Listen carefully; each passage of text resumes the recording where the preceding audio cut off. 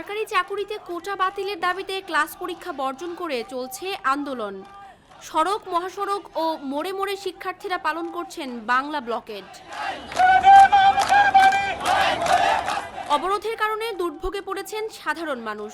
কথা ছিল বেলা ৩টায় শুরু হবে বাংলা ব্লকেড কর্মসূচির, তবে কিছু কিছু জায়গায় সকাল থেকেই রাস্তায় অবস্থান নেন শিক্ষার্থীরা। তাদের দাবি সরকারি চাকুরিতে কোটা বাতিল ও ২০১৮ সালের পরিপত্র পুনর্বহাল করা।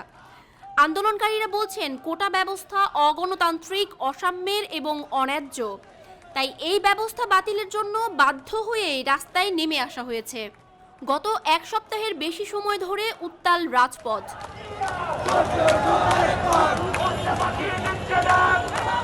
ক্লাস পরীক্ষা বর্জন করে দাবি আদায়ে অনড় শিক্ষার্থীরা। এতদিন বিচ্ছিন্নভাবে আন্দোলন করলেও এবার সারা দেশে সড়ক, মহাসড়ক ও রাজধানীর গুরুত্বপূর্ণ সব পয়েন্ট অবরোধ করে বাংলা ব্লকেড পালনের ঘোষণা দেয় শিক্ষার্থীরা।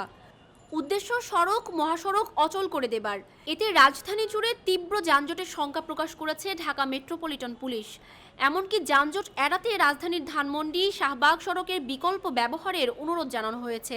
এ বিষয়ে জানতে চাইলে রমনা থানার ভারপ্রাপ্ত কর্মকর্তা উৎপল বড়ুয়া বলেন, কোটা আন্দোলনকারীরা বাংলা মোটরের মূল সড়কের সামনে আন্দোলন করছে।